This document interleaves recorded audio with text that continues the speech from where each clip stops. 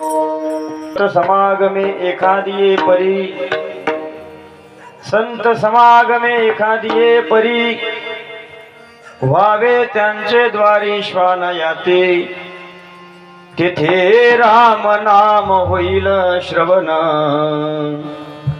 घडेल भोजन उच्चिष्टाचे, कामारी बटीक सेवेचा सेवक, दीनपणे रंक तेथे भले, तेथे राम नाम होईल श्रवण, घडेल भोजन उच्चिष्टाचे, तुका म्हणे सर्व सुख त्या संगती, तुका म्हणे सर्व सुख त्या संगती, घडेल पंगती संताचिया, तिथे राम नाम होईल श्रवण, घडेल भोजन उच्चिष्टाचे, वचन ऐका कमळापती, मज रंकाची विनंती, कर जोडितो कथे गाडी, आपण सावी जवळी आता माझ्या भावा, अंतराय नको देवा, आली भागाती करीतो नाम तुझे उच्चारितो,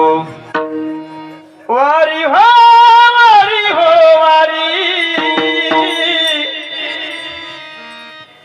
वारी हो वारी हो वारी,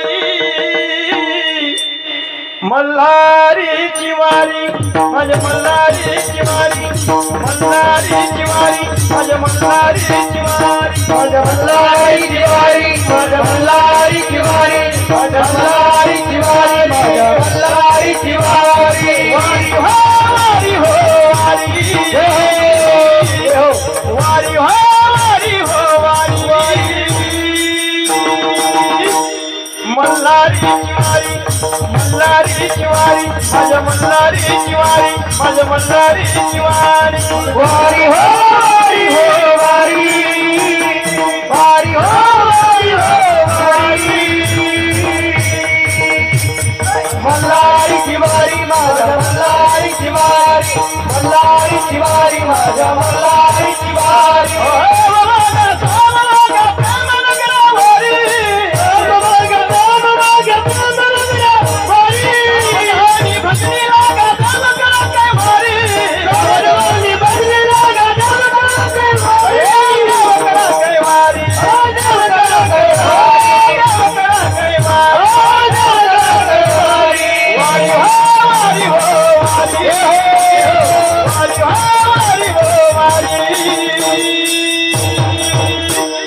मल्हारीची मल्हारीची वारी माझ्या मल्हारीची वारी, मल्हारीची वारी माझ्या मल्हारीची वारी, मल्हारीची वारी माझ्या मल्हारीची वारी,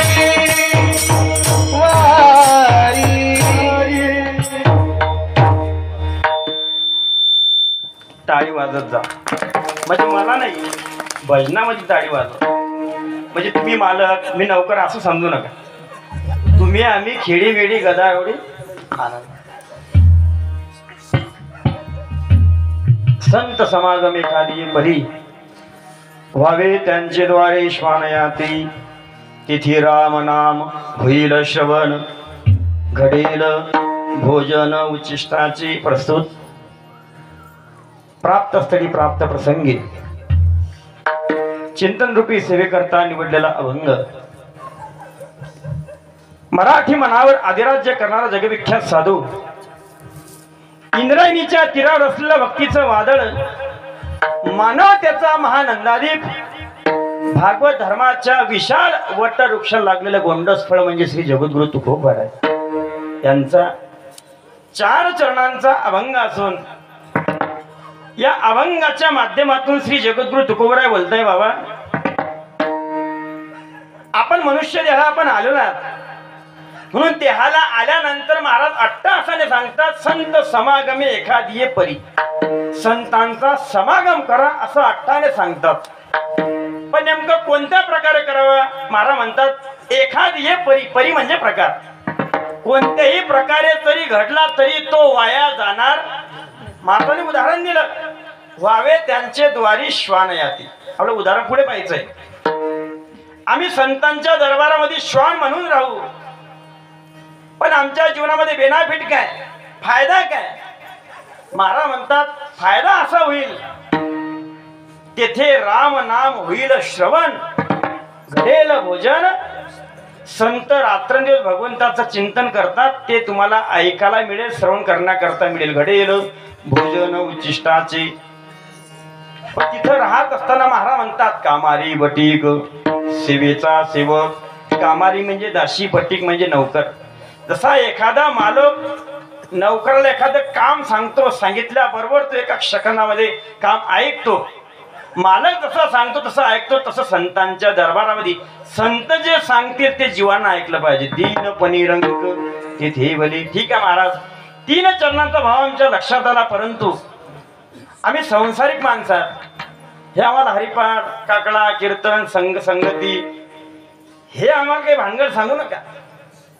आम्हाला ज्या गोष्टीची गरज आहे ते आम्हाला सांगा. महाराज म्हणता नेमकं कोणता विषय तुमच्या जीवनामध्ये? प्रश्न विचारला. महाराज आमच्या जीवनामध्ये सुखाची अपेक्षा आहे. सुख आमच्या जीवनामध्ये प्राप्त होत असेल तर असा मार्ग सांगा. महाराज म्हणतात सुख नाही, सर्व सुख तुमच्या जीवनामध्ये प्राप्त होईल, पण ज्या ठिकाणी तुम्हाला सुख मिळणार आहे त्या पत्त्यावरती आपण जर गेलात तर निश्चितपणे तुमच्या जीवनामध्ये सुख प्राप्त होईल. तुका म्हणे सर्व सुख त्या संगती, घडेल पंगती. आणि सुख प्राप्त झाल्यानंतर संत जे पंक्तीला बसतील त्या बसण्याचा अधिकार आपल्या जीवनामध्ये प्राप्त होईल. पण केव्हा? संत समागमे एखादी परी व्हावे त्यांचे द्वारे श्वानयाती. ठल विढल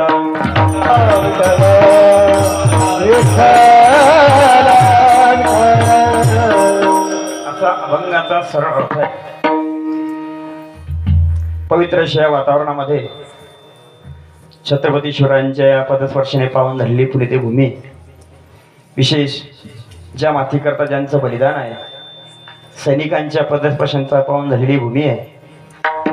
सर्व गावकरी मंडळी, टाळकरी मंडळी, वयवृद्ध, ज्ञानवृद्ध, तपवृद्ध, सप्ताह म्हटलं, अधिष्ठान म्हटलं की देव, भक्त आणि नाम हा संगम आहे. तसा आपल्या गावामध्ये हा परिसर आहे. वाकद, दहीगाव, जांभळी हा संगम आहे.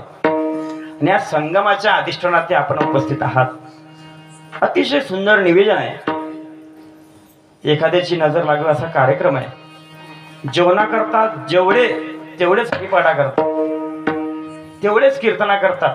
मला पहिल्यांदा पाहायला मिळालं ते काय काय ठिकाणी भला मोठा मांडव ना ऐकण्याकरता का 5 पांडव, कुठे कुठे असं घडतं.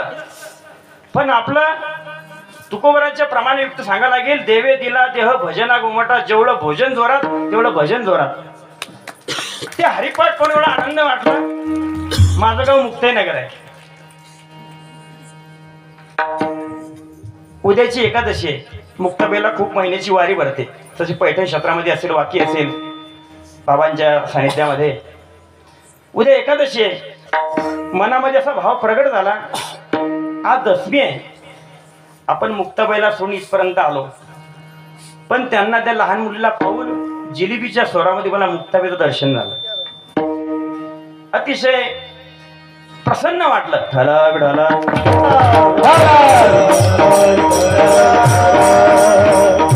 कार्यक्रमाकरता उपस्थित आदरणीय परमश्रद्धेय सर्व टाळकरी मंडळी, विशेष बऱ्याच वर्षापासून आमचे संबंध आहेत. लहानपणापासून संदीप भाऊ, हरिभक्तीप्राण गायन सम्राट रामेश्वर भाऊ, बऱ्याच वर्षापासून ते मला वाजवतात, म्हणजे मृदंगाने वाजवतात. आमचे परम मित्र वाजवणारे भरपूर आहेत. म्हणजे गायनाला पोषक वाजवतात त्याला वादक म्हणतात. वाजवणार भरपूर आहे. घरामध्ये स्वयंपाक भरपूर आहे, मसाला सगळ्या गोष्टी आहे. पण भाजी जर व्यवस्थित होत नसेल तर काही मजा नाही. थोडं टाकलं पाहिजे, भाजी थोडी केली पाहिजे पण चांगली केली पाहिजे. तसा हा विषय आहे. थोडं वाजवलं पाहिजे पण माणसाला मंत्रमुक्त होतो. असा हात वजनदार आहे आणि हात वजनदार असला पाहिजे, म्हणजे भांडणाचा नाही. काही लोकांचा भांडणात वजनदार आहे, भजनामध्ये वजनदार असला पाहिजे. कारण वारकरी संप्रदायामध्ये भजनाला फार किंमत आहे. तुका म्हणे येथे भजन प्रमाण. पण आज अशी परिस्थिती आहे, 70% 80% कीर्तनकार भजन विसरून गेलेले आहेत. व्याख्यांचे पण खरं महत्व हेच भजन आहे. ठला विढला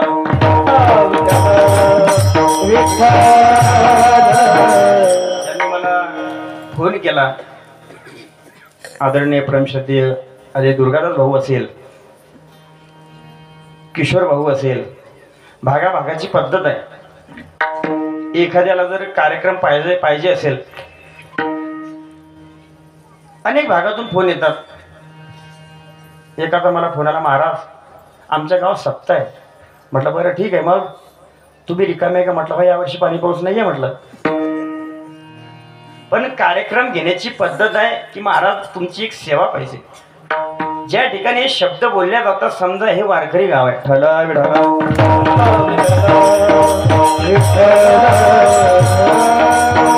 भक्तिपरायण आज ज्यांचं कीर्तनाचं आयोजक आहे आमचे किशोर भाऊ खरात, वैकुंठवासी वारकरी भूषण आमचे माधव अण्णा यांच्या स्मरणात ही कीर्तनाची सेवा आहे. मला तरी असं वाटतं, ज्या ठिकाणी अण्णा असेल निश्चितपणे त्याला आनंद वाटत असेल. तुका म्हणे पितृ आशीर्वाद देती, कल्याण इच्छिती व्हावे तया. एक वडील गेल्यानंतरही वडिलांचा वारसा टिकवण्याची पद्धत खूप आनंद वाटत असेल, त्यांना समाधान वाटत असेल की जेणेकरून मी गेल्यानंतरही परमार्थ रूपी खात्यामध्ये माझा परिवार पैसा बँक टाकते. हा त्यांच्या जीवनातला स्वाभिमान असेल. कारण शुद्ध बीजा पोटी फळ रसाळे गोमटी. बीज जर शुद्ध जर असेल त्याला फळही शुद्ध येणार आहे. फला विढला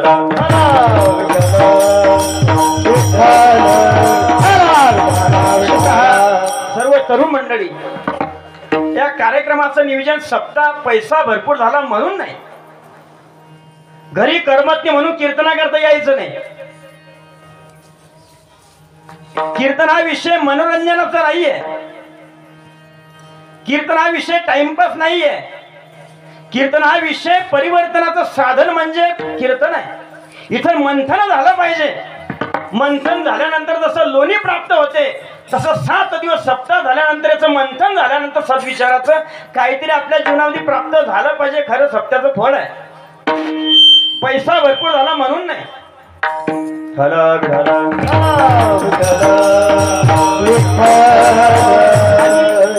संसारातली सेवा कितीही करा ती निष्फळ आहे. परमार्थाची सेवा थोडी करा ती सुखदायक आहे. इथे कोणत्याही माध्यमातून व्यासपीठ चालक असेल, वक्ता असेल, टाळकरी असेल, वादक असेल, पेटीवादक असेल, ऐकण्याकरता मंडळी असेल, इथं पट्टी जरी उचलली, कचरा जरी उचलला, हे सेवाच आहे. हे वाया जाणार नाहीये. ढला विढला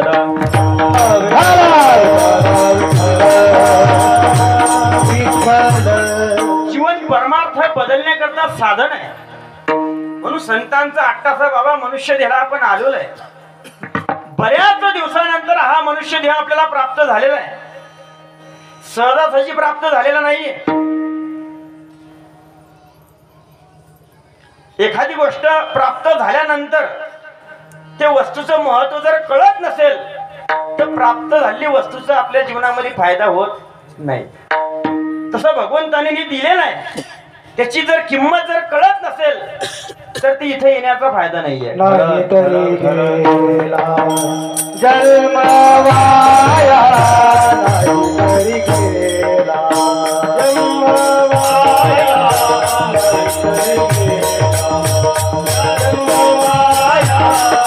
नाही गेला. सांगतो तुम्हासी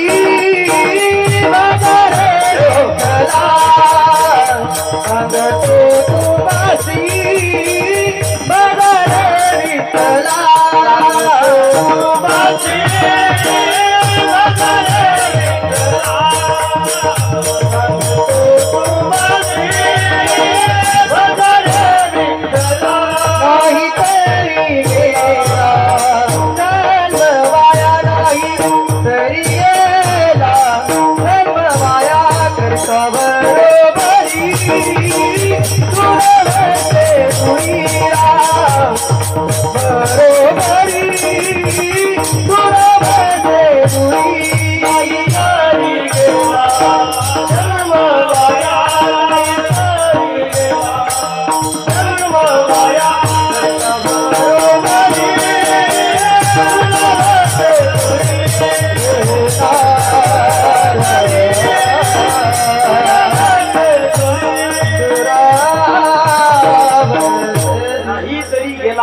जन्म वाया.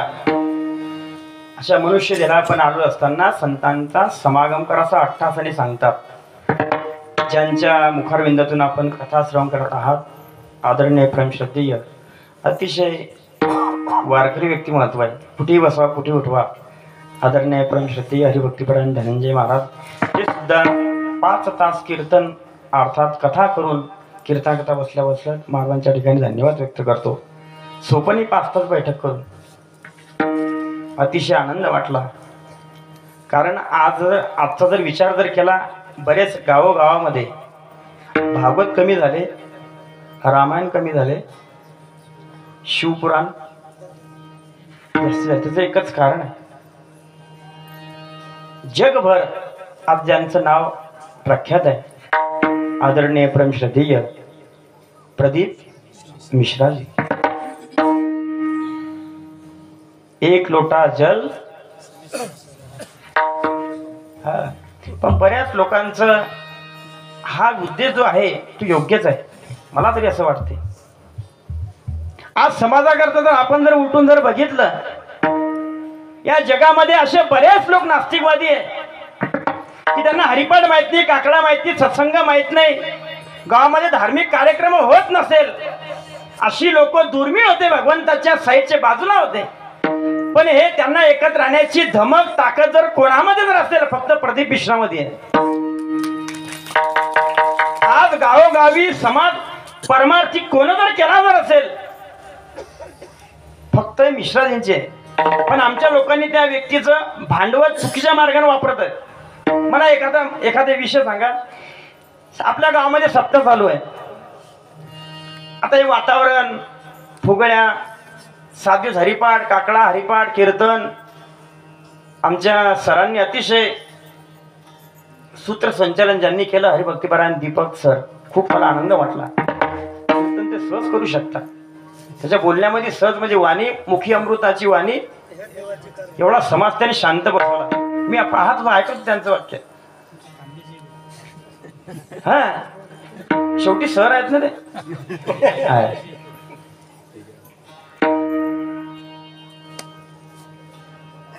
मिश्राजींच्या समाजावरती उपकार आहेत असा व्यक्ती होणे नाहीये.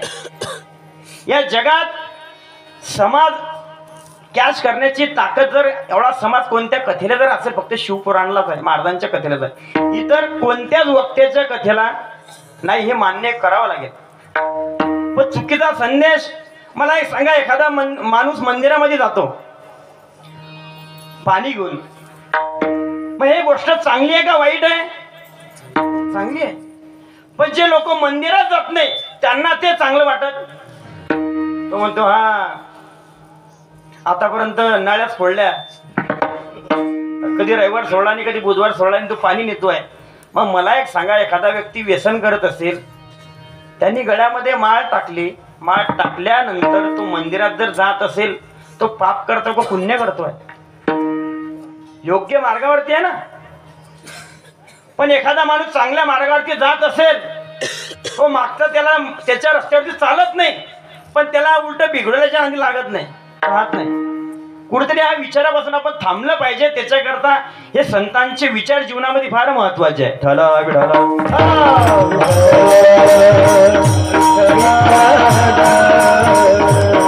परमार्थ हा विषय किती दिवस जगला याला महत्व नाही, माणूस तो कसा जगला याला महत्व आहे. माणसाने संपत्ती किती मिळवली यालाही महत्व नाही, ती किती कष्टाने कमवली याला महत्व आहे. माणसाला किती मुलं झाली यालाही महत्व नाही, ती घरात किती नीट निघाली याला महत्व आहे. परमार्थ हा विषय मनोरंजनाचा नाहीये. संसार जेवढा महत्वाचा आहे तेवढाच परमार्थ महत्वाचा आहे.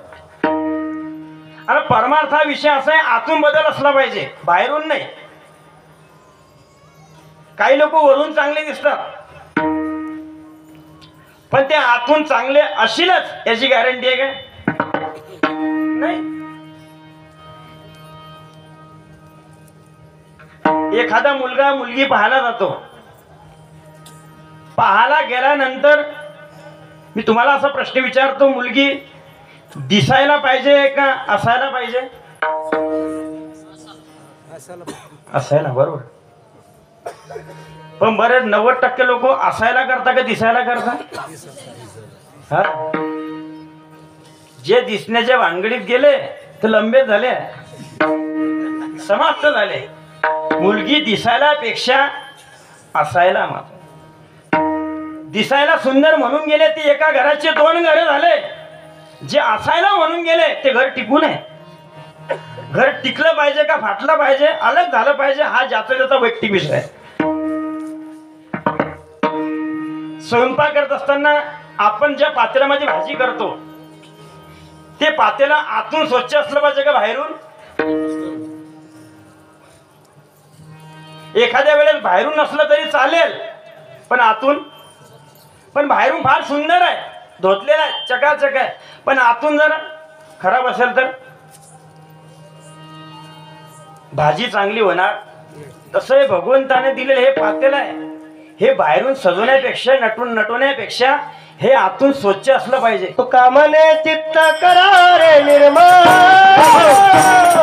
देवनी गोपाळ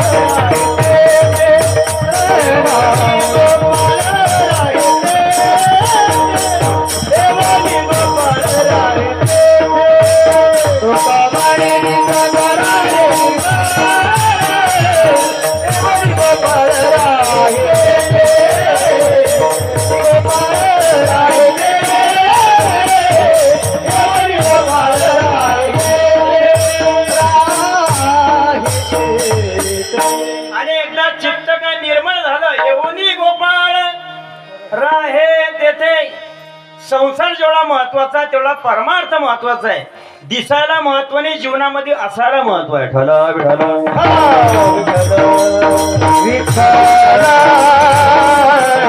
आलो नाही, पण देहामध्ये संसार करता करता परमार्थ जर होत नसेल ते जीवन वाया गेल्यासारखं आहे.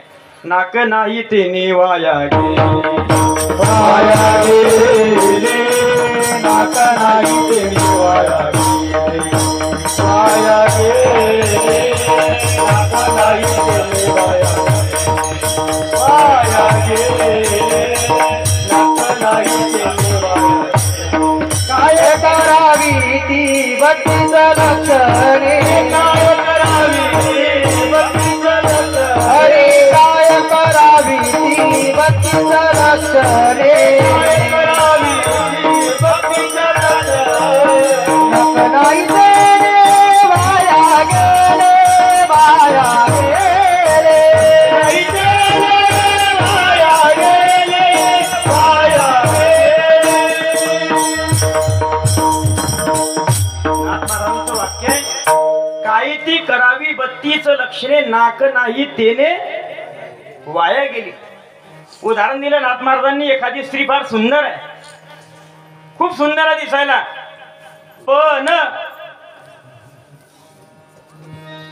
पण असा शब्द आहे, पण हा शब्द आला की सगळ्या गोष्टी एकत्रित येतात. मुलगी पाहायला गेला, पाहिल्याबरोबर पसंत आली, घरी आलं, एक माणूस भेटला का, हो मुलगी पाहण्याकरता गेले होते मुलाला, हो मुलगी सुंदर आहे, मी पाहिलेली आहे, बघितलेली आहे, पण चालू संबंध. उदाहरण दिलं, नाक नाही तेने वाया गेली. दिसायला सुंदर आहे, पण नाक जर नसलं त्या जीवनाला शून्यता आहे. दिसायला सुंदर आपण नाकच नाही. तसं जीवनामध्ये संसार करता करता परमार्थ जर नसेल ते नाक नसल्यासारखं आहे. आणि सर्व इंद्रियामध्ये आपण या वारामध्ये पहा, सर्व इंद्रियामध्ये महत्व नाकाला आहे. एखाद्या माणसाला पैसे देऊ द्या तुम्ही, अर्जंट काम पडलं, त्याने जर पटकन जर वापस नाही दिले लवकर, तो बऱ्याच दिवसांतर जेव्हा एकमेकाची नजर समोरासमोर होते, पाहिल्याबरोबर त्याला मागचे दिवस आठवतात की याच्यातून आपण पैसे उसने घेतलेले आहे. आणि पाहिल्याबरोबर तो समोरासमोर एकदम नजर झाल्याबरोबर की हा व्यक्ती आपल्याला पैसे आता मागणार, तो पटकन दुसरा रस्ता पकडतो. पाहिल्याबरोबर तो म्हणतो, ज्याने पैसे दिले तो काय म्हणतो, त्याला काय ना काय, तो माझ्या पुढे काय येईल. म्हणजे नाकाला जर एवढी जर किंमत आहे संसारामध्ये, तर परमार्थामध्ये भावाला किती किंमत असली पाहिजे. टला विडाला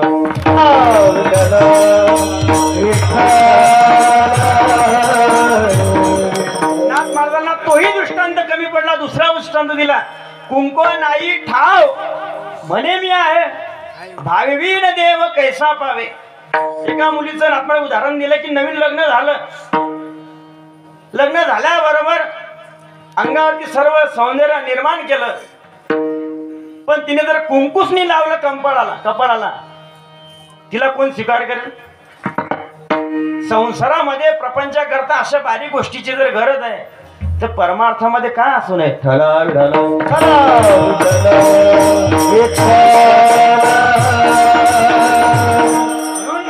भगवंताला या मनुष्य देहातून फार अपेक्षा असतात.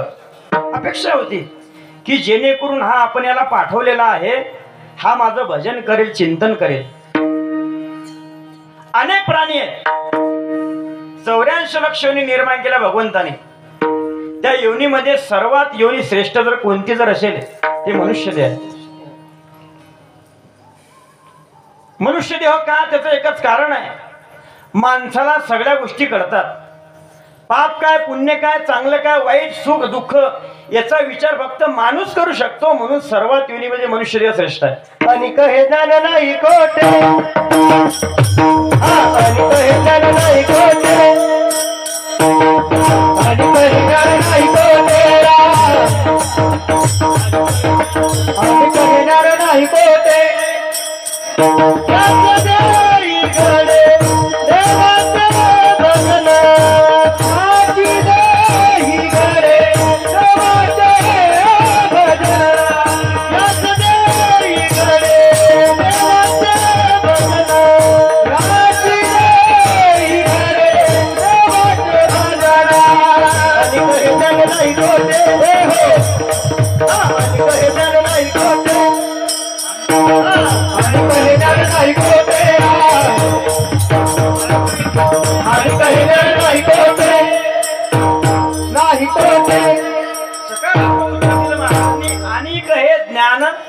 इतरांकडे तो विषय नाहीये.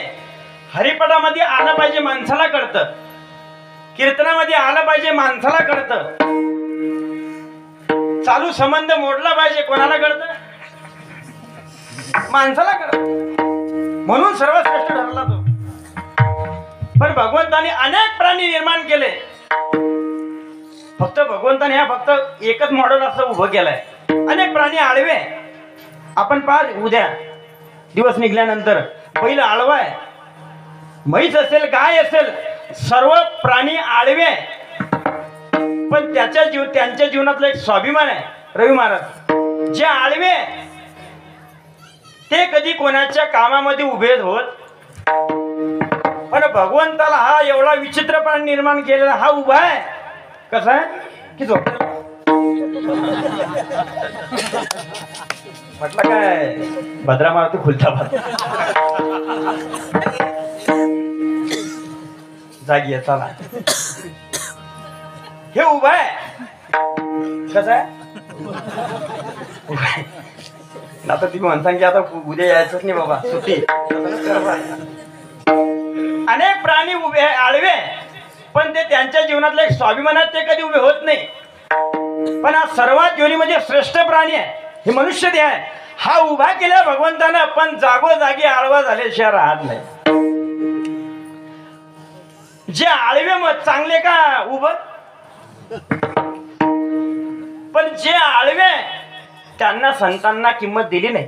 जे उभा आहे जागोजागी आळव होते, आळव होऊन बाबा एकमेकात तंगडत पाय मोड, तरी त्याला सर्वश्रेष्ठ म्हटलेलं आहे. कारण त्याला सगळ्या गोष्टी कळतात. पण ज्याला एखादी गोष्ट कळत नाही, माहित नाही, पण त्या गोष्टीचा आग्रह संत त्याला कळत नाही. पशु काय पाप पुण्य जाणती, उत्तम मध्यम भोग भोगती, काय उपदामरती, बैरे अंदर पांगुड मुखी. मग त्यांचा विषय संपला, त्यांना तो विषय कळत नाही.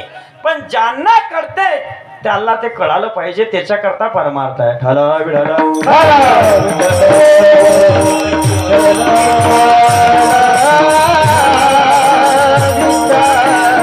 परमार्थाच्या माध्यमात दिवसातून माणसाचं जीवन बदललं पाहिजे, परिवर्तन झालं पाहिजे, मंथन झालं पाहिजे जीवनामध्ये. 7 दिवस कमीत कमी सप्ताह झाल्यानंतर काहीतरी सद्विचार झाल्यानंतर माळकरी एखादी माळ घातली पाहिजे. नाही नाही ताबडतोब रविवार बुधवार बंद करते, कमीत कमी रविवार तर होईल, एक तर होईल. म्हणजे हा सप्ताह आपला सक्सेस आहे. बरोबर आहे की तुमच्या आहे ना? चला विनोदाचा भाग आहे. तुम्ही म्हणसा का हा का मा मुळावर बसला काय? तसं काही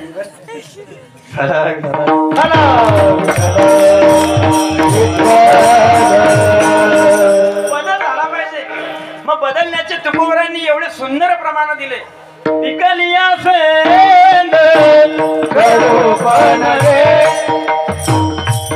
पिकलिया सेंद कडूपण गेले, पिकलिया सेंद कडूपण गेले, पिकलिया सेंद कडूपण गेले,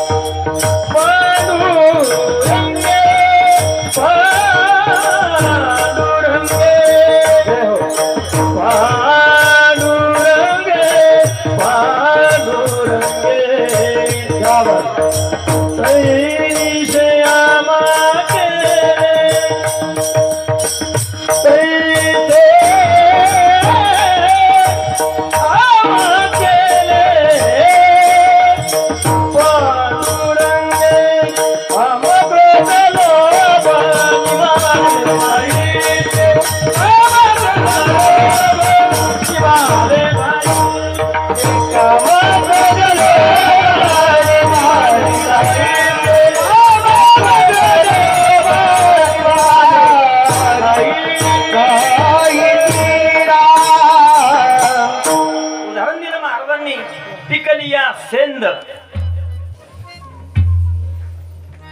ते श्यामा केले. पांडुरंगी आमच्या जीवनामध्ये भक्ती करत असताना, साधना करत असताना, भगवंताचं चिंतन करता करता अशी अवस्था प्राप्त झाली. उदाहरण दिलं पिकलिया सेंद. काही भागात त्याला शरणी म्हणतात, काही भागात त्याला सेंदाळ म्हणतात, काही भागात त्याला शेंदूळ म्हणतात. तुमच्या भागात बरोबर आहे ना? तेच का? बरोबर. आपण शेतकरी माणसात जेव्हा एखादा शेतकरी माणूस ते बीज शेतामध्ये लावतो, लावल्यानंतर काही दिवसानंतर त्या बीजावरती जेव्हा पाणी पडतं, पाणी पडल्यानंतर काही दिवसानंतर त्याच बीजाला छोटासा रोप बाहेर निघतो, वेल लागतो. तेवढ्या तो थांबत नाही, तो वेल फार मोठा होतो आणि मोठा झाल्यानंतर काही दिवसानंतर त्याच वेलाला महाराज म्हणतात छोट्याशा काय येतात रोप, त्याला काय म्हणतात? शेंदूळ म्हणतात तुमच्या भागात. ते येतात, ते तेवढे थांबत ते फार मोठं होते, शेंदूळ होते. आणि एकदा ते फार मोठं झाल्यानंतर महाराज म्हणतात त्याच्या जीवनामध्ये असा बदल होतो. नेमका कसा? अगोदर त्याच्या जीवनामध्ये ते हिरवं असते, नंतर अगोदर त्याच्या जीवनामध्ये ते कडक असते, नंतर अगोदर त्याच्या जीवनामध्ये कडवटपणा असतो, नंतर असं मानवी जीवन कडूपणा माणसाचा गेला पाहिजे, गोड अवस्था प्राप्त झाली पाहिजे, कडकपणा गेला पाहिजे, जहरी केला पाहिजे, म्हणजे नरम झाला पाहिजे. हिरवं हिरवं असलेलं एकदम तंतोतंत दृष्टांत सिद्धांत. पिवळं एकदम म्हणजे जसं आणि काही ज्ञान नाही कुठे पाचर तंतोतंत तसं पिवळी असेल ना. पिवळं रस कोणता? पिवळं म्हणजे काय? हळदी नाही झालं तुमचं हळदीने पिकत नसते. हळद कशा करता लावता? हळदीचा सर्वात महत्वाचा गुण हा एकच आहे, जे लागेल नशील. हळद म्हणतोय मी, त्याचा अर्थ वेगळा काढू नका. फार अवघड परिस्थिती झाली आहे, पण असं काही समजू नका. ए बी 3 जाएंगे. आज पोरीचे दिवस आहे, उद्या एक दिवस सूनची सासू वधेल सासूची. हा खेळ आहे संसाराचा. पिकणं म्हणजे काय? हळदीन नाही, संतांना तो त्याचा अर्थ एवढा महत्वाचा. पिकणं म्हणजे सद्विचाराने ते पिकलं पाहिजे, ते फळ आहे. तसा संसारूपी वेल आणि देहरूपी शरीर त्याला चिटकलेली आहे. हे फळ हे पिकलं पाहिजे, परिपूर्ण झालं पाहिजे. आणि एकदा परिपूर्ण झालं, पिकलं की जाती कुठं? कन्नड वेलाच्या पलीकडे जाते. बरोबर काय जाते? त्याला आता समजलं वेल धऱ्यामध्ये मजा, पण असे बरेच वेलाच्या पलीकडे जाण्याकरता तयार नाही. सून म्हणते जाणं, आपल्या गावात सप्ताह चालू आहे, चांगलं सुंदर निवेदन सूत्रबद्ध. दीपक सरचं सूत्रसंचालन, हरिपाठ, जिलेबी होती आज. उद्या काय काय मला माहित नाही. जाणं हरिपाठ काय आनंद आहे.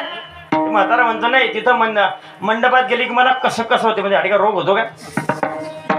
म्हणजे ज्या ठिकाणी माणसाने गेलं पाहिजे त्या ठिकाणी जात नाही.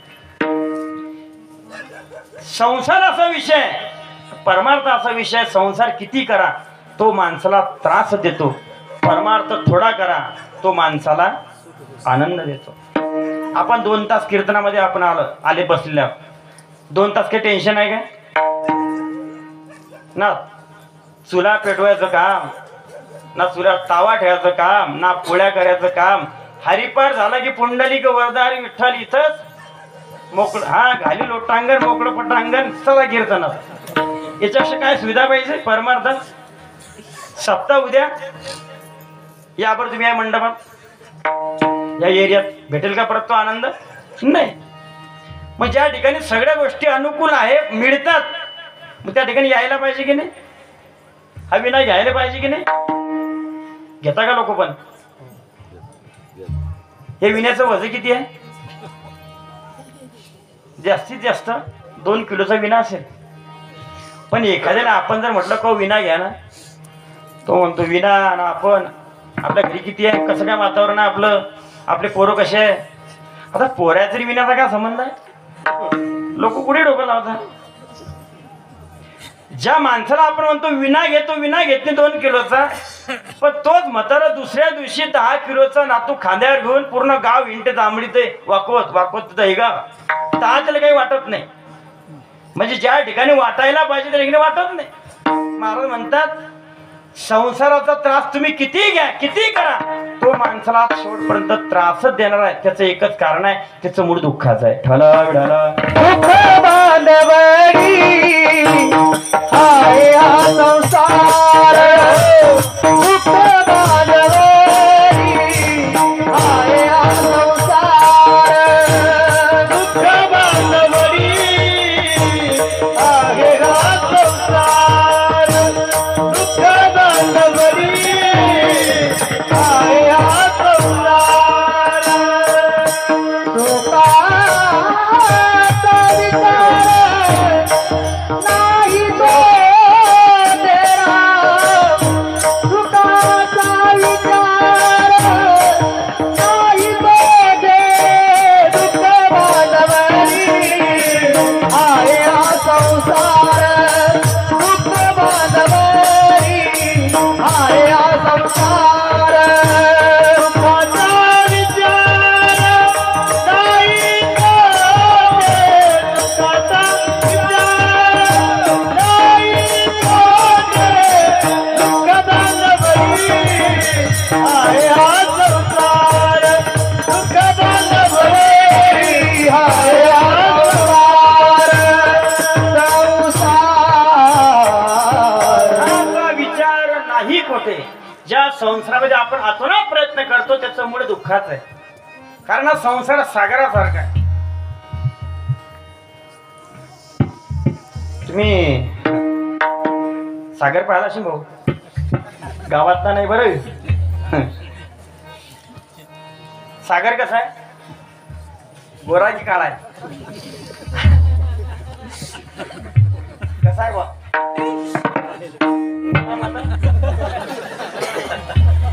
मी सागर विचारतोय, सागर कसा आहे बा? विनोदाचा भाग आहे म्हणजे गावातला नाही, मी सागर म्हणतो पाण्याचा. तो सागर आपण पाहला, फार मोठा सागर आहे. मग एका माणसाने ठरवलं, श्रीमंत माणसाने, की हा सागर आपल्याला गोळ करायचा आहे. 1 ट्रक 2 ट्रक भरपूर ट्रक साखर टाकली. भाऊ गेले कुठं, सागरात. कळशी घेतली, भरली, गलासात घेतलं, प्यायला सुरुवात केली. कशी लागले ते? गोड नाही, खारटच राहील. कारण जे मूळ जे दुःखाचं आहे ते दुःखातच आहे.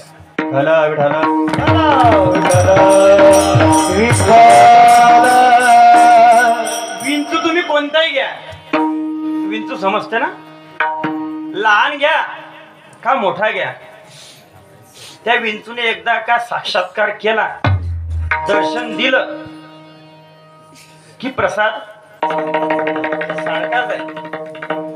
प्रसाद म्हणजे ज्याच्याकडे पैसा भरपूर आहे त्यालाही प्रसाद सारखाच आहे, ज्याच्याकडे काहीच नाही त्यालाही प्रसाद सारखाच आहे, ज्याच्याकडे भरपूर आहे त्यालाही दणका सारखाच आहे, आणि ज्याच्याकडे काहीच नाही त्याला दणका. पण तरी दणकी घ्यायची सवय काही जात नाही. दणके किती घ्या तरी माणसाला स्वभाव, याची टोपी त्याच्या डोक्यात, त्याची टोपी पूर्ण गावाच्या टोप्या. तू का म्हणे विंचवाची नागी, ऐसा दुर्जन सर्वांगी, ऐसा दुर्जन सर्वांगी, ऐसा दुर्जन सर्वांगी. तू का म्हणे विंचवाची नागी, ऐसा दुर्जन ऐसा दुर्जन सर्वांगी, ऐसा दुर्जन सर्वांगी. मार्मिक उदाहरण दृष्टांत दिला महाराजांनी. प्रमाण दिलं, तुका म्हणे विंचवाची नांगी, तैसा दुर्जन सर्वांगी. तैसा म्हणजे कैसा. महाराज म्हणतात, एखादा विंचू जर दिसला, एखाद्याच्या नजरमध्ये पडला, महाराज म्हणतात त्या विंचवाची फक्त नांगी काढा, तोडा, तो वरून टाका, पूर्ण तो हरिभक्त पारायण होऊन जातो. कोण म्हणते, मी महाराज म्हणतो, मी नाही सांगत, तो काहीच नाही करत. असं वाटतं तो अवतारी पुरुष आपल्या गावातला, हनुमानवाडीतला. पण त्याला जर नांगी असू द्या आणि त्याला जर म्हटलं बा आता आम्हाला दर्शन द्या, तो चांगल्याच प्रकारे देऊ शकतो. महाराज म्हणतात, तैसा दुर्जन सर्वांगी. महाराज म्हणतात, तो विंचू पुरला त्याच्या फक्त नांगीमध्ये विषय, पण महाराज म्हणतात ह्या माणसाच्या सर्व अंगामध्ये विषय. तुका म्हणे क्षण नको तयाचे दर्शन.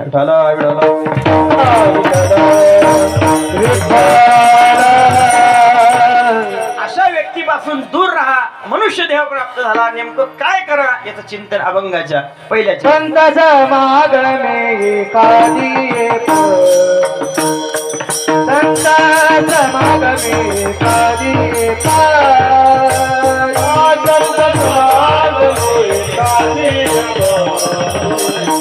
संताचा मागणे हरी, संताचा मागणे कादी,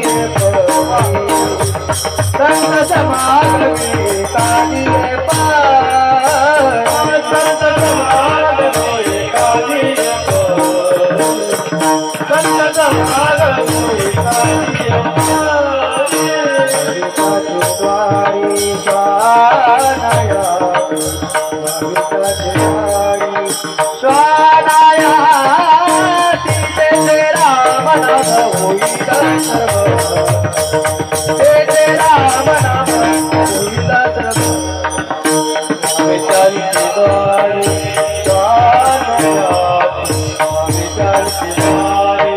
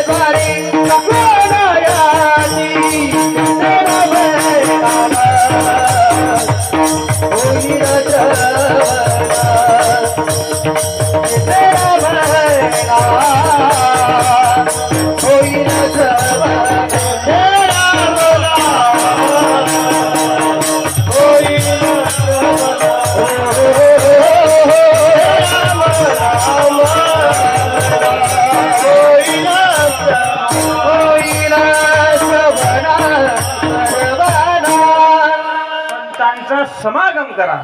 मग ज्यांनी आतापर्यंत संतांचा समागम केला त्यांचं जीवन काय फायदा झाला, काय परिणाम महाराज म्हणतात, ज्यांनी ज्यांनी संतांचा समागम केला, संगती घडली, त्याचं जीवन परिपूर्ण झालं. आज आळंदी क्षेत्रामध्ये ज्ञानवरांच्या संगतीमध्ये निर्जीव असलेली भिंत आली, आज सजीव असलेला समाज त्याच्या पाया पडतो. हा झालेला संगतीचा परिणाम. निर्बुद्ध असलेला म्हशीचे चिरंजीव कोण,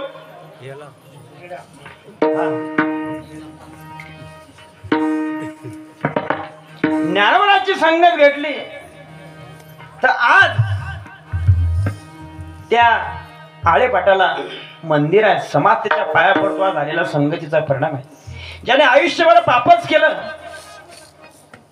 पण नारदाची संगत त्याच्या जीवनामध्ये घडली, तो वाल्याचा वाल्मिक ऋषी घण्याची ताकद फक्त आज झालेला संगतीचा परिणाम आहे. लक्षात ठेवा. महाराज म्हणतात, म्हणून आत्ता सांगतात, कोणत्याही प्रकारे परी म्हणजे प्रकार, कोणत्याही प्रकारे जरी घडला तरी तो वाया जात नाही. सक्सेस त्याचं जीवन ठरतं, सहज त्याचं जीवन बनतं पूर्णतेला. कोणत्याही प्रकारे जरी घडला एखादी, महाराज म्हणतात कोणत्याही प्रकारे संगती जर घडली तरी ते वाया जात नाही. माणसाचं जीवन त्याचं बदलतं, जीवन त्याचं परिपूर्ण होतं. एक महात्मा एका गल्लीने जात होता.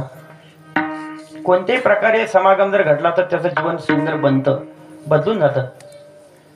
गल्लीने जात असताना कुंभाराच्या गडीमध्ये गेला. सुंदरपैकी मळके घडवणे चालू होते. मळके घडवता घडवता त्या कुंभाराचं लक्ष त्या महात्म्याकडे गेलं, साधूकडे गेलं. गेल्याबरोबर त्या कुंभार दादाने आवाज दिला, महात्मे, हे महात्मे इकडे या. महात्म्याने सांगितलं, काय म्हणतो? आता नवीन मळके घडवणे चालू आहे, चैत्र महिना आहे, ऊन तापणार आहे, म्हणून पाणी पिण्याकरता एखादं मळकं तुम्ही घेऊन जा. बोलता बोलता बोलता बोलता त्या महात्म्याचं लक्ष, साधूचं लक्ष कुंभाराच्या घरामध्ये गेलं. छोटीशी खिडकी होती, त्या खिडकीमध्ये फुटलेलं मळकं ती खिडकीमध्ये ठेवलेलं होतं कुंभाराने. बाद झालेलं मळकं. महात्म्याने विचार केला, तू केव्हापासून म्हणतो काहीतरी घेऊन जा, काहीतरी घेऊन जा, मला नवीन मळकं नको. मला जर द्यायची जर इच्छा जर असेल, हे बाद असलेलं मळकं, कामातून गेलेलं मळकं खिडकीमध्ये जे आहे बाजूला ठेवलेलं, मला ते पाहिजे. ते जर असेल तर बसतो घरामध्ये, नाहीतर निघून जातो. कुंभाराच्या डोळ्यामध्ये पाणी आलं, अंतकरण भरून आलं. कुंभाराच्या मुखातून शब्द निघाले, महात्मे, साधू, हा जर एखादा शब्द जर ऐकला बाहेर समाजामध्ये, एखाद्या महिलेने जर ऐकला तर तिच्यावर माझं पोटा धंदा आहे, माझं निर्वाहाचं साधन आहे. कोणी जर ऐकलं तर गळके मळकं समाजाला वाटतो, माझ्याकडे कोणी येणार नाही. म्हणून तुम्हाला माझा आग्रह विनंती आहे, हे नवीन मळकं घेऊन जा, तुम्हाला जे पसंत येईल ते घेऊन जा. महात्मा म्हणतो, मला ते नको. डोळ्यामध्ये पाणी आलं. आता महात्मा गल्लीतून वापस जाण्यापेक्षा नाईलाज झाला. ते बाद असलेलं मळकं, फुटलेलं मळकं त्या महात्म्याने घेतलं आणि अशा वाकेश्वराच्या स्थानावरती तो व्यक्ती, तो महात्मा, तो गेला. गावाच्या बाहेर शंकराचं मंदिर गेल्याबरोबर जे बाद झालेलं मळकं आहे, फुटलेलं जे मडकं आहे तो महात्मा तेवढ्यावर थांबला नाही. त्या घागरमध्ये, त्या मडक्यामध्ये पाणी भरलं. आता ते घागर घेऊन मंदिरामध्ये गेला. महादेवाच्या पिंडीवरती सुंदरपैकी दोरी टांगली वरती. परिणाम असा झाला, ज्या घागरमध्ये पाणी याची फुटलेली आहे, पाणी असल्यामुळे ते सारखी गळायची. पाणी तिथून पडायचं, एक एक थेंब त्या पिंडीवरती पडायचा. पडता पडता पडता प्रत्येक गावातला व्यक्ती यायचा. आल्यानंतर जी घागर फुटलेली आहे त्या घागरचं दर्शन घ्यायचं, पिंडीचं दर्शन घ्यायचं, निघून जायचं. पूर्ण गाव यायचं, दर्शन घ्यायचं. दृष्टांत संपला. त्यातला भाव एवढा महत्वाचा आहे, जे बाद झालेलं मडकं ते कोणीही कामाचं नाहीये. रिकामा झालेलं मडकं ते एका खिडकीमध्ये पडलेलं होतं, बाजूला होतं, त्याचा कोणी अंगीकार करत नव्हता. पण त्या मडक्याचं भाग्य जेव्हा उदायला आलं, परिणाम असा झाला, बदल असा झाला, साधून त्या घागरचा अंगीकार केला. अंगीकार केल्याबरोबर असा बदल झाला, ते भगवंताच्या पिंडीवरती जाऊन बसलं आणि समाज त्या घागरीचं दर्शन करायला लागला. हा घागरीच्या जीवनामध्ये निर्जीव असलेली घागर, तिच्या जीवनामध्ये जर एवढा बदल होतो, ज्या दिवशी हे सजरूपी घागर भगवंताच्या पिंडीवरती जाईल ना महाराज गड्यानं, निश्चित या घागरचा उद्धार झाल्याशिवाय राहणार नाही. हा झालेला संगतीचा परिणाम आहे.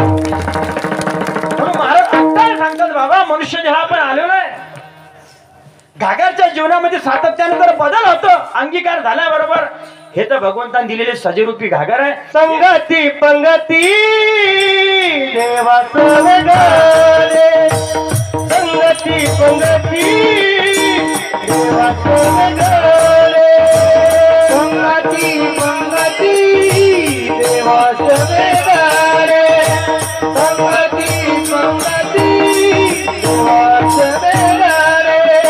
नित्य नित्य गाण, नित्य नित्य गाण,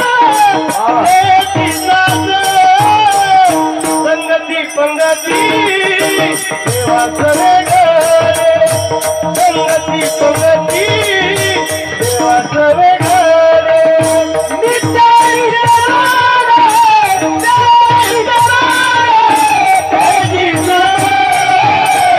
पंगती पंगती देवाचं वेगळे, संगती पंगती देवाचं वेगळे.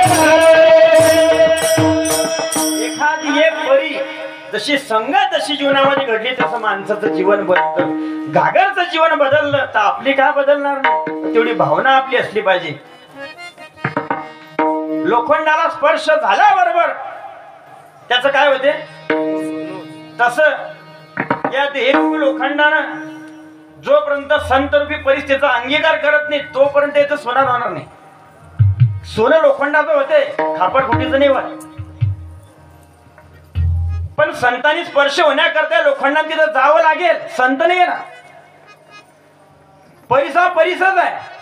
पण जेव्हा लोखंड त्याचा अंगीकार करतो, स्वीकार करतो, ते लोखंड राहत नाही, हे सोनं करतं फक्त. हा झालेला परिसाचा संघ आहे, संगतीचा परिणाम आहे. उदाहरण दिलं महाराजांनी, त्याचे पुढचं व्हावे त्याचे द्वारी श्वान आहे. श्वान म्हणजे अनेक प्राणी आहे, पण तुकोबरांनी कुत्र्याचं उदाहरण का द्यावं, असा त्याच्या ठिकाणी कोणता गुण आहे. सर्वात महत्वाचा गुण महाराज सांगतात, सर्वात इमानदार प्राणी जर कोणता जर असेल जगात, तो म्हणजे माणूस की कुत्रा आहे. बोला ना, सर्वात इमानदार प्राणी जर कोणता जर आहे, शंका आहे तुम्हाला हिच्यावर? कुत्राच आहे. जेव्हा माणसाची बुद्धी एखादा चोर सापडत नसेल, मग पुढे कोण जातं? सगळे सर्वात इमानदार अनेक प्राणी, पण तुकोबरांनी कुत्र्याचं उदाहरण का द्यावं? अनेक प्राणी आहे, पण त्यांचा दृष्टांत सांगितला नाही महाराजांनी. उदाहरण त्यांना कुत्र्याचा काय काय स्वीकारा असा काय गुण आहे त्याच्या जीवनातला, त्या सर्वात महत्वाचा गुण आहे का महाराज म्हणतात, तो इमानदार आहे. आपण शेतकरी माणसात सर्व कसा इमानदार आहे. माणूस जेव्हा जेवणाकरता बसतो, जेवण चालू झाल्याबरोबर पत्नी बाजूला वाढण्याकरता उभी असते ताटामध्ये भाकर घेऊन म्हणा, पोळी म्हणा. माणसाचं जेवण जेव्हा चालू होतं, चालू झाल्याबरोबर जेवण करता करता एखादं कुत्र त्या ठिकाणी येतं. मग जेवणाला विचार करते आपल्याला भगवंतानं भरपूर दिलेला आहे. जेवण करता करता करता ताटातली चोचकर भाकर घेतो आणि कुत्र्यासमोर काय करतो, टाकतो. ते कुत्र एवढं हुशार असतं, टाकल्याबरोबर तोंडामध्ये घेत भाकर. आता माणसाला असं वाटतं आपण भाकर टाकली, कुत्र गेला आता. पण ते कुत्र एवढं हुशार असते. कुत्र जात मुक्काम पोस्ट दरवाजा. पहा तुम्ही फक्त घरातला अनुभव घ्या. ते कुठं थांबते, घराच्या बाहेरच. बाहेर बी थांबत नाही, आत ते थांबत नाही, बरोबर मध्यभागी सेंटरला. आता माणसाचं काम संपलं. आता बाई विचार करते, माणसाने भाकर टाकली, आपण त्याची पत्नी म्हणून जीवन जगतो, भगवंतानं भरपूर दिलेलं आहे म्हणून उभी असताना ताटातली परत चतकर भाकर घे कुत्र्यासमोर टाकते. ते कुत्रे एवढं हुशार, तेही भाकर घेत. आता माणसाने भाकर टाकली, बाईने भाकर टाकली, मग आता कुत्र्याने गेलं पाहिजे की नाही? तुमचं काय मत आहे? की मुक्काम केला पाहिजे, घरात गेलं पाहिजे ना? पण मग काय काय कुत्रे जात नाही.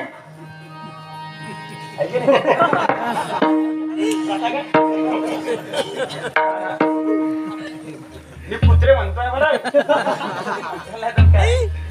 जात नाही. मग आता एखादं कुत्र जात नाही, आता हे तर गेलं पाहिजे.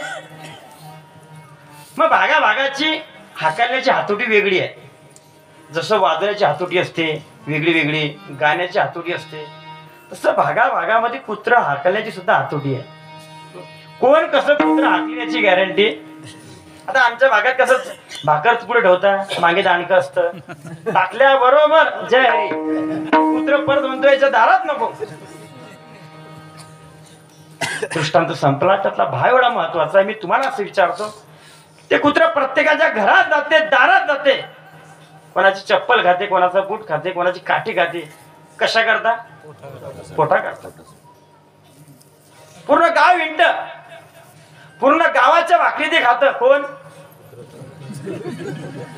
पण त्या कुत्र्याच्या जीवनातला एक स्वाभिमान आहे. पूर्ण गावातल्या भाकरी ते मारवी खाते, भाकरी खाते, पण झोपायला गावात थांबत जाते. कुठं? मालकाच्या घरी. बरोबर. या प्रश्नाचं उत्तर तुम्ही बरोबर दिलेलं आहे. आता दुसऱ्या प्रश्नाचं उत्तर दिवसात तुमच्याकडे एक कप चहा होईल दुधाचा. का जाते? मालकाकडे जाते. बरोबर. आपण का जाते? प्रश्न तिथंच आहे, उत्तर तिथंच आहे. मालकाच्या घरी जाते. बरोबर. हा ते बरोबर आहे. का जाते? त्याचं एकच कारण आहे. त्या कुत्र्याला माहित आहे गावातले लोक आज एक भाकर देतील, उद्या, पण माझा मालक असा आहे, जोपर्यंत मी जिवंत आहे, जोपर्यंत माझे हातपाय चालतात, शेवटच्या क्षणापर्यंत सामान्याची ताकद गावात नाही, पण माझ्या मालकात आहे. कुत्रे जर संतांच्या दरबारामध्ये एवढ्या अंतःकरणाने काया वाचा मने आपले जीवन समर्पित करते, कुत्र्याच्या जीवनाचा जर उद्धार जर होतो, हा तर माणूस आहे गड्या. का उद्धार होणार नाही? पण उद्धार होण्याकरता जे पायरी सांगितली संतांनी, त्या पायरीवर आपण जर चाललात तर निश्चित उद्धार झाल्याशिवाय राहणार व्हावे त्याची द्वारी श्वानयाती. काय फायदा होईल? फायदा ते